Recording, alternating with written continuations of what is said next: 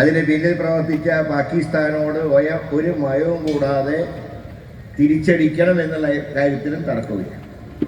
പക്ഷെ ഞാൻ ചോദിക്കുന്നത്, ഇത്രയും ദിവസമായിട്ട് 26 നമ്മുടെ സഹോദരന്മാരെ വെടിവെച്ച് കൊന്ന ഒരു തീവ്രവാദിയെങ്കിലും അറസ്റ്റ് ചെയ്യാനോ വെടിവെച്ചിടാനോ നരേന്ദ്രമോദിക്ക് കഴിഞ്ഞിട്ടില്ല. എപ്പോഴും പറയും, ഇവിടെ പറഞ്ഞ പോലെ ഇപ്പം വയ്ക്കും വെടി എന്ന് പറയുന്നതല്ലാതെ ഒറ്റ കാര്യം പറയാൻ, വെക്കടേ വെടി പാകിസ്ഥാനെതിരെ ഇന്ത്യ ഒറ്റക്കെട്ടായി നിൽക്കുമല്ലോ. ഒരു തീവ്രവാദിയെ പോലും തൊടാൻ കഴിഞ്ഞിട്ടില്ല ഇത്രയും ദിവസമായി. എന്നിട്ടാണ് വാചക കസർത്ത് നടത്തിക്കൊണ്ട് നടക്കുന്നത്. ഇവിടെ ഇപ്പോൾ ആകെ നടക്കുന്നത് നേരത്തെ പറഞ്ഞില്ലേ, ഒരു ഇഡിയും ഉണ്ട്, അത്യാവശ്യം CBI ഉണ്ട്. എവിടെയൊക്കെയാണോ കോൺഗ്രസ് ഭരിക്കുന്നത്, എവിടെയെല്ലാമാണോ BJP വിരുദ്ധ സർക്കാർ ഭരിക്കുന്നത്, അവിടെയൊക്കെ കയറി ഇറങ്ങുന്ന ജോലിയാണ് ഈ ഡിപ്പാർട്ട്മെൻറ്റ്. പക്ഷെ കേരളത്തിൽ മാത്രം കയറില്ല. കാരണം നരേന്ദ്രമോദി വിഴിഞ്ഞം ഹാർബറിന്റെ ഉദ്ഘാടനത്തിലെ കാര്യം പറഞ്ഞല്ലോ. ഇന്ത്യ മുന്നണിയുടെ ബാക്ക് ബോണാണ് പിണറായി വിജയൻ.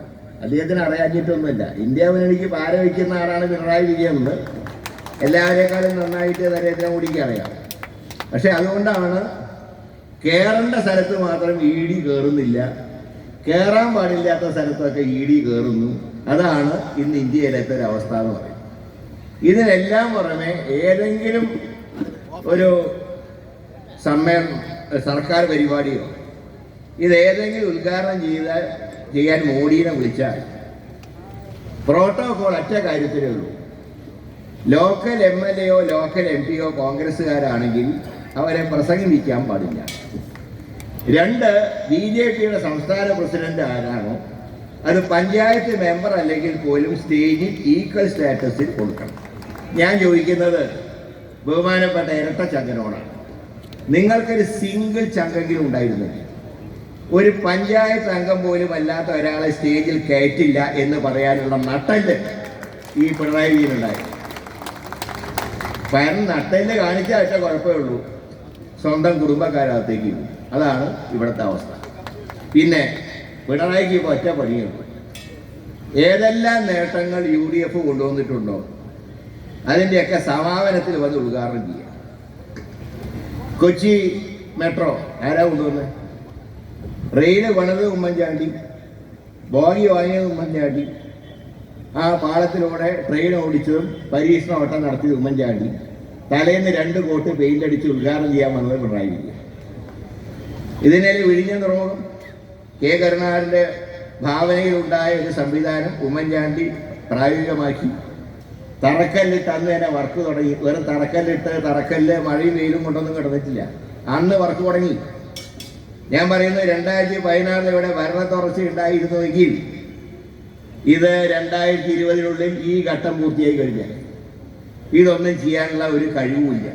എന്നിട്ട് ഒരു നാണവും കൂടാതെ വന്ന് പ്രസംഗിക്കുകയാണ് ഇത് ഇടതുപക്ഷ ജനാധിപത്യ മുന്നണിയുടെ നേട്ടമാണ്. ഞാൻ അതിനെക്കുറിച്ച് കൂടുതലൊന്നും പറയുന്നില്ല. പറയുമ്പോൾ അല്പം മോശമാണെങ്കിലും പറയാതിരിക്കാൻ നിവർത്തിയില്ല. മുമ്പ് ഒരാൾ വിവാഹം കഴിച്ചു, കുറേ കാലമായിട്ടും കുട്ടികൾ ഉണ്ടാവുന്നില്ല. ഒരുപാട് ഡോക്ടർമാരെയൊക്കെ കാണിച്ചു. അവസാനം ഡോക്ടർമാർ വിധി എഴുതി, നിങ്ങൾക്ക് ഇതിൻ്റെ ഒരു കപ്പാസിറ്റി ഇല്ല. അപ്പോൾ അയാൾ പുറത്തിറങ്ങി വന്നപ്പോൾ അടുത്ത വീട്ടിലത്തെ കുട്ടീനെ കണ്ടു. വാ മോനെ, നിന്റെ അച്ഛൻ ഞാനാണെന്ന് പറഞ്ഞ പോലെ UDF സർക്കാർ കൊണ്ടുവന്ന എല്ലാ നേട്ടങ്ങളെയും സ്വന്തം അക്കൗണ്ടിലാക്കാൻ നോക്കുന്ന പിണറായി വിജയനെ കാണുമ്പോൾ സന്താനോൽപാദന ശേഷി നഷ്ടപ്പെട്ട ഒരു വ്യക്തിയെയാണ് ഓർമ്മ. ഞാൻ കൂടുതലൊന്നും പറയുന്നില്ല. ഏതായാലും കേരളത്തിലെ കോൺഗ്രസിൻ്റെ കരുത്ത് പ്രകടിപ്പിച്ചുകൊണ്ട് ഇന്ന് നമ്മൾ നല്ലൊരു പ്രകടനം സംഘടിപ്പിച്ചു, നല്ല യോഗം സംഘടിപ്പിച്ചു. അതിനെല്ലാവരെയും ബൂത്ത് പ്രസിഡന്റ് മുതൽ DCC വരെയുള്ള എല്ലാവരെയും അഭിവാദ്യം ചെയ്തുകൊണ്ട് ഈ യോഗത്തിന് എല്ലാവിധ വിജയാശംസകളും നേരുന്നു. എല്ലാവർക്കും എൻ്റെ വിനീതമായ നമസ്കാരം.